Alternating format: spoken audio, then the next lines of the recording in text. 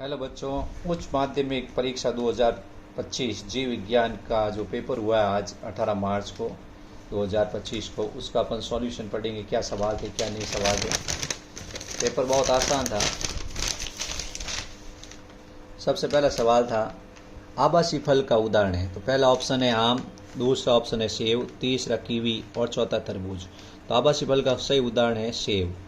दूसरा है पीत पिंड द्वारा भारी मात्रा में स्रावित हार्मोन का नाम क्या है। तो पीत पिंड कॉर्पस ल्यूटियम प्रोजेस्टेरोन हार्मोन का स्रावण करता है। ठीक है। अगला सवाल है द्वितीयक शुक्राणु कोशिका में गुणसूत्रों की संख्या कितनी है? 23 होती है। यानी द्वितीयक शुक्राणु कोशिका है वो अगुणित होती है। गर्भावस्था रोकने का स्थायी माध्यम, तो इसमें 4 ऑप्शन है। बद्धीकरण, अवधिक संयम, अंतः गर्भाशय युक्ति और डायाफ्राम। तो बद्धीकरण इसका सही ऑप्शन है। इसमें ए ऑप्शन होगा बद्धीकरण। ठीक है। इसके अंदर आपके सेव ऑप्शन होगा, इसके अंदर आपके प्रोजेस्टेरोन होगा, इसके अंदर आपके 23 होगा। ये अपने 4 सवाल हैं। पेपर बहुत आसान है। वंशागति का क्रोमोसोम के सिद्धांत किसने दिया? तो सटन और बावेरी नामक साइंटिस्ट ने वंशागति का क्रोमोसोम सिद्धांत दिया। समयुग्मनजीवी प्रभाविता को प्रदर्शित करने वाला जीनोटाइप है। तो इसमें 4 ऑप्शन है। इसमें समयुग्मनजीवी प्रभाविता पूछी है तो RRYY ये प्रभावी है और समयुग्मनजीवी है।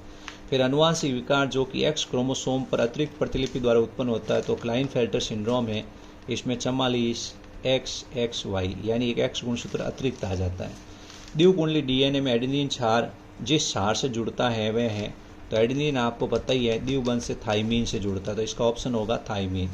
जीवाणु में अनुलेखन के दौरान RNA का जो प्रकार जो टेम्पलेट का काम करता है तो mRNA टेम्पलेट का कार्य करता है। tRNA का अलग काम है, rRNA का अलग काम है, mRNA टेम्पलेट का कार्य करता है। फिर अगला सवाल है 10वां सवाल है विकास के डार्विन का मूल तत्व क्या था? डार्विन ने प्राकृतिक वर्ण का सिद्धांत दिया था, उसका प्राकृतिक चुनाव सही ऑप्शन है। HIV विषाणु का प्रकार, HIV में अनुवांशिक पदार्थ RNA होता है तो ये रेट्रोवायरस है। टाइफाइड ज्वर की पुष्टि किस परीक्षण से की जाती है? तो विडाल परीक्षण से की जाती है। बायोगैस उत्पादन से संबंधित सूक्ष्म जीव जीवाणु होते हैं। बायोगैस विषाणु भाग नहीं लेते, प्रोटोजोआ लेते नहीं, कवक लेते नहीं है। एंजाइम जिसका प्रयोग बोतल वाले फलों को रस अधिक स्वच्छ और साफ करने के लिए तो पैक्टिनेज और प्रोटीएज एंजाइम होते हैं, वो फलों के रस को साफ करने में काम आते हैं। अगला है ई कोरई आर फर्स्ट में आर जीवाणु क्या प्रदर्शित करता था? आर प्रभेद को प्रदर्शित करता है। बीटी कपास किस जीवों से सुरक्षित रखता है? तो बीटी का काम होता है कीटों से सुरक्षा करना। ठीक है। जो बेसिलस thuringiensis जीवाणु है उसके अंदर जो क्राइजीन होता है वो पौधे में डाला जाता है कपास में, उसका मेन काम होता है कीटों से सुरक्षा करना। समष्टि गुण में नर और मादा का अनुपात आपको बताइए लिंग अनुपात कहलाता है। ठीक है। जंतु और पौधों के विलुप्तीकरण का मुख्य कारण नहीं है तो बाह्य स्थानीय संरक्षण में क्या होता है? बचाए जाते हैं। सह विलुप्तता में विलुप्त होते हैं। विदेशी जातीय आक्रमण के विलुप्त होते हैं। शिकार करने में विलुप्त होते हैं। लेकिन बाह्य स्थानीय संरक्षण में उसी जगह पे उसको संरक्षित नहीं करके कहीं और संरक्षित किया जाता है। एक प्रारूपित द्विबीजपत्री भ्रूण में एक भ्रूणीय अक्ष, इसमें सही आएगा भ्रूणीय अक्ष। ठीक है। एम्ब्रियोनिक एक्सिस और 2 बीजपत्र समाहित होते हैं। भ्रूण गर्भ और मात्र शरीर में गठित संरचनात्मक क्रियात्मक इकाई को अपरा कहते हैं या प्लेसेंटा कहते हैं। ठीक है। शरीर की रक्षा के लिए बनाए गए प्रतिरक्षी सीधे ही शरीर में दिए जाते हैं, वे निष्क्रिय प्रतिरक्षा कहलाती है, पैसिव इम्यूनिटी कहलाती है। ठीक है। निष्क्रिय प्रतिरक्षा है इसमें। मलेरिया परजीवी को अपना जीवन चक्र पूरा करने के लिए मानव और मच्छर 2 परपोषियों की जरूरत पड़ती है, इसमें मानव आएगा। मोनोस्कस पर प्यूरिस यीस्ट से उत्पन्न स्टेटिन का व्यापारिक स्तर पर प्रयोग रक्त कोलेस्ट्रॉल, जो रक्त कोलेस्ट्रॉल होता है उसको कम करने में काम आता है। ठीक है। अनुवांशिक पदार्थ RNA को राइबोन्यूक्लियेज एंजाइम, कौन सा एंजाइम? राइबोन्यूक्लियेज एंजाइम से उपचारित किया जाता है। परजीवी गाय रोजी से उत्पन्न मानव प्रोटीन अल्फा लैक्टो एल्ब्यूमिन है। प्रतिरक्षी अणु में 4 पॉलीपेप्टाइड श्रृंखला, इसमें 4 आएगा सही ऑप्शन 4। उच्च कोटि के पादप, तो यहाँ कवक और उच्च कोटि के पादप की जड़ों के बीच में जो संबंध होता है उसको कवक मूल कहते हैं। परपोषी जीव की बाह्य पृष्ठ पर आहार पूर्ति करने के लिए परजीवी होते हैं, उसको एक्टोपैरासाइट कहते हैं या बाह्य परजीवी कहते हैं। बाह्य आएगा इसमें, बाह्य परजीवी कहलाते हैं। वो क्या कहलाते हैं? बाह्य परजीवी। हाइड्रिला पादप में परागण का माध्यम जल है। शुक्राणु जनन शुक्राणु के निर्माण की क्रिया को शुक्राणु जनन कहते हैं। मेंडल के एक संकरण में F2 में पीढ़ी में शुद्ध लंबे, संकर लंबे और बौने पौधों का अनुपात कितना होता है?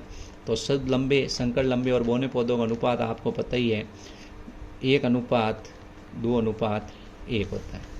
यू ये ट्रिपल यू है, इससे कि जो फिनाइल एलानाइन कोडित होता है, इससे क्या होगा?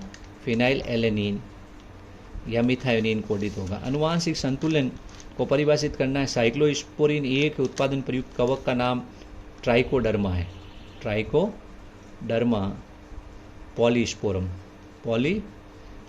है। दूध की अपेक्षा किस विटामिन की मात्रा बढ़ाने पोषण संबंध? तो विटामिन B12 इसमें आएगा, B12। चिकित्सा में जैव प्रौद्योगिकी की एक उदाहरण दीजिए। तो इंसुलिन का निर्माण करना। एक तो जन्म दर है, जन्म समष्टि घनत्व बढ़ाने वाले एक कारक को लिखिए, तो जन्म दर है। स्वास्थ्य संरक्षण का एक उदाहरण दीजिए। नेशनल पार्क है, हॉटस्पॉट है, ये सब है, ठीक है, नेशनल पार्क।